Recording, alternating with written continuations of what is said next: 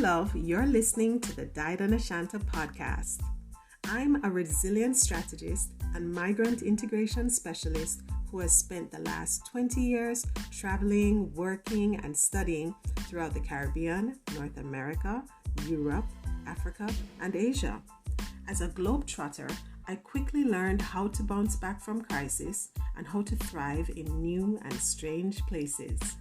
I've used my training and experience to develop a resilience-based framework, and now I help others to get over the hurdles that come with living in a foreign country. Now on this podcast, I invite you to join me on this journey of living with simplicity, joy, and resiliency.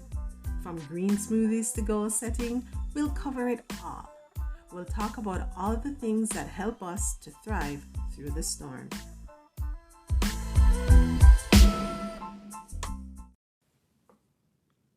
Welcome to episode 2 of the Died on Ashanta podcast. I'm so glad that you're here with me another week.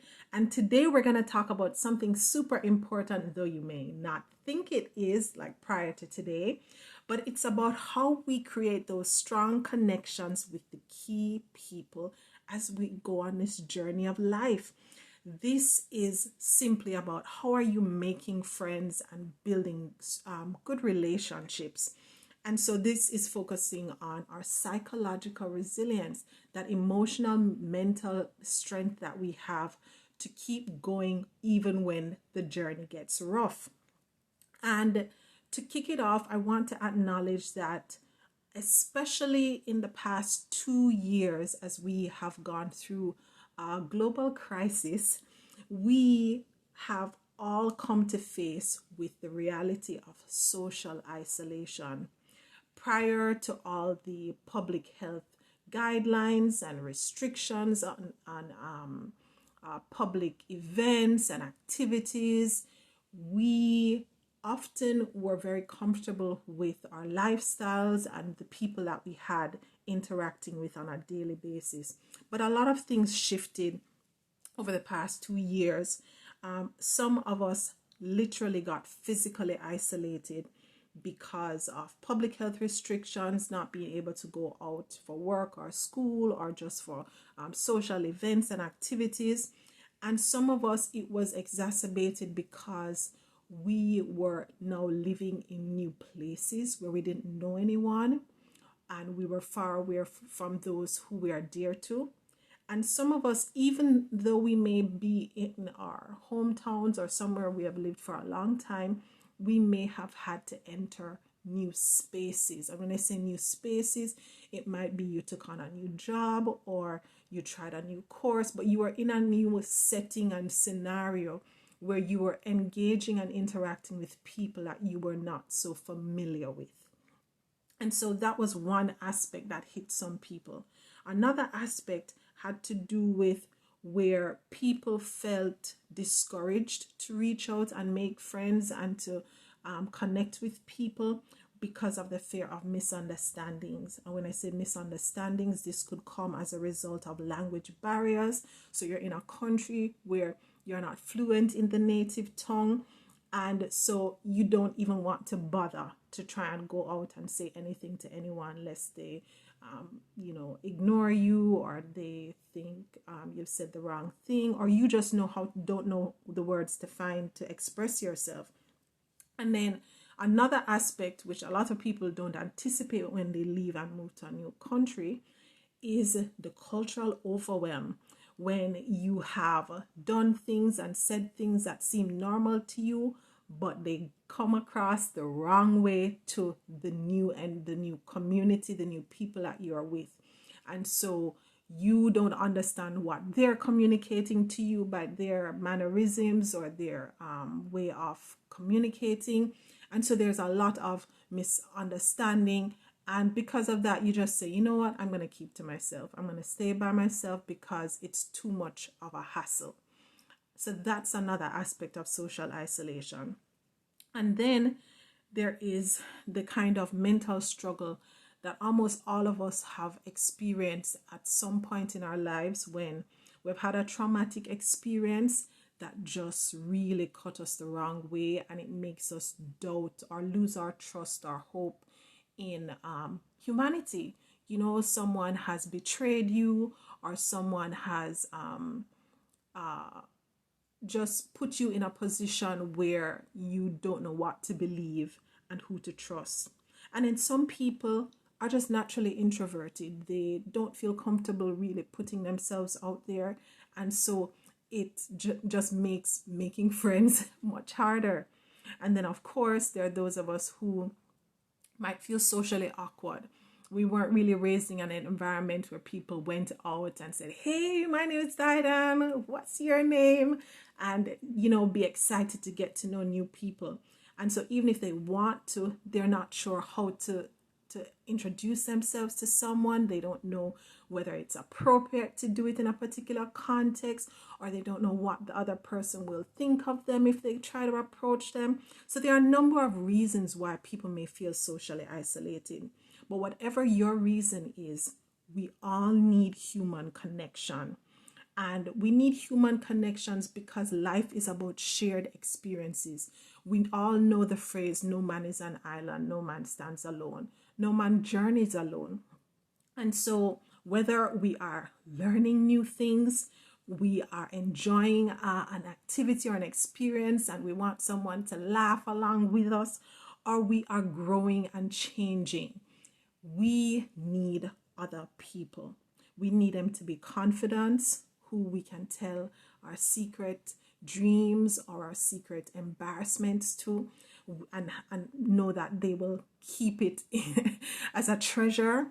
We need them as counsel when we need to make important decisions and we are not sure what to do, and we want to be able to depend on another person to say, this is the wise way to act.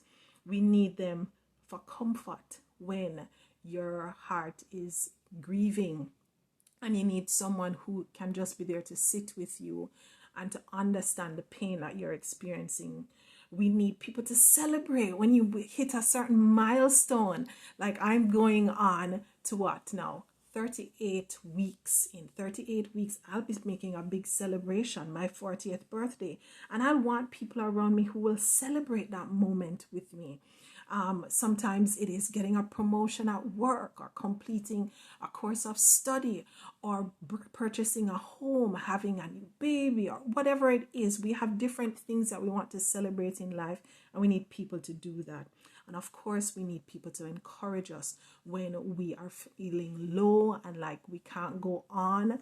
And we need someone to say, "You can do it, you will be okay." So we all need human connection. So my big tip to you this week is for you to make those strong connections with key people along this journey. You need to research and you need to reach out.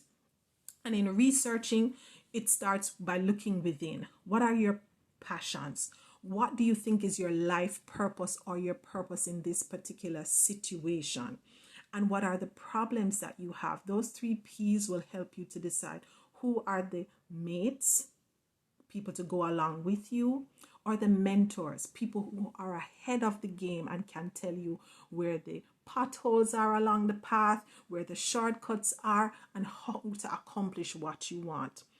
You will also need to research what are the events, the activities, the different resources that are accessible to you that will allow you to make connections with people who share your purpose, who share your passions, and who share similar problems and are looking for solutions. A lot of the people that I have made friends with in recent times were because maybe we had read the same book and we showed up at maybe a book reading, or I might hear someone talking about something and I say, "Hey, you know, I've read a book that, you know, you would really enjoy." And just by making that connection about that book, we become friends. It might be that I've gone to a workshop and someone else who has the same passion, the same interest, or trying to solve the same problem is at that workshop. And we connect and bond over that, and the friendship expands beyond that particular issue. Or it may be that I've connected with someone via a mobile app. I know one particular app that I've used, and they've had live events where people can connect and meet. And out of some of this app and the event connected to the app, I've made a friend that I've been able to hang out with on a regular basis. So there's so many different ways that we can look for opportunities to connect with people. And once you have done your research and you are starting to reach out to people, it's important to always show up. Don't find out what's happening and stay home. Once you find out what's available, look for opportunities, show up, share your knowledge, share your skills, share your experiences, and these will be points of connection where you can find someone else who says, yes, I think we have something in common. Let us walk this journey together. And be open, be assertive, and be consistent as you seek to make more connections with new people. Some connections will only last for a short time. Some may go on for eternity. You never know until you make that first step to reach out and connect with someone. So before I share with you our proverb, I want to recommend a book that I found very useful in terms of choosing the kinds of friends that I've had, and just relating to people in accordance with how the role they play in my life. And that book is by Darius Daniels. The book is called Relational Intelligence: The People Skills You Need for the Life of Purpose You Want. So if you're looking to improve your relational intelligence, look out for that book, pick up a copy. And of course, we have today's African proverb, and this proverb comes to us from the Ashanti language, the Ashanti tribe in Ghana, and it says, "One man's road doesn't go far without meeting another's." So that's it for this week. I hope you will take the time to research and reach out, and hopefully you will make many more fruitful and long-lasting connections on this journey to resilience, joy, and simplicity.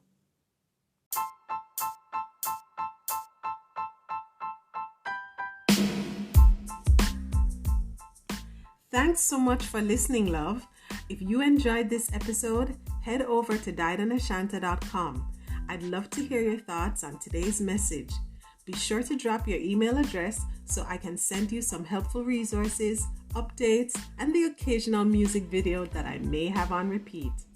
Make sure you subscribe and spread the love with someone you care about.